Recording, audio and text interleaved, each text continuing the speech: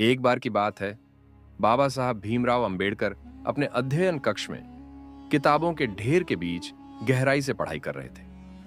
रात का समय था और उनके कमरे की दीवार घड़ी ने 2 बजने का संकेत दिया। उनके नौकर ने देखा कि साहब देर रात तक पढ़ाई कर रहे हैं, तो उसने उनके लिए एक गिलास दूध लाकर टेबल पर रख दिया और चुपचाप चला गया। सुबह जब नौकर वापस आया तो उसने देखा कि दूध का गिलास ज्यों का त्यों रखा हुआ था और बाबा साहब अभी भी पढ़ने में लीन थे। यह देखकर नौकर की आंखों में आंसू आ गए। उसने बाबा साहब के पैर छुए और पूछा, साहब, आप रात रात भर क्यों जागते हैं? आपको अपने शरीर की भी चिंता करनी चाहिए। बाबा साहब ने मुस्कुराते हुए कहा, अगर मैं सो गया तो मेरा समाज कब जागेगा?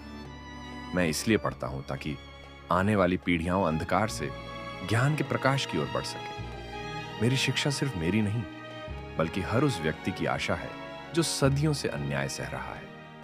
नौकर ने सिर झुका लिया और बाबा साहब की तपस्या को देख मन ही मन प्रण किया कि वह भी अपने बच्चों को शिक्षा जरूर दिलाएगा। बाबा साहब का यह समर्पण ही था जिसने लाखों लोगों को शिक्षा की राह दिखाई और समाज में एक नया इतिहास रचा। शिक्षा ही सबसे बड़ी शक्ति है जो समाज को बदल सकती है।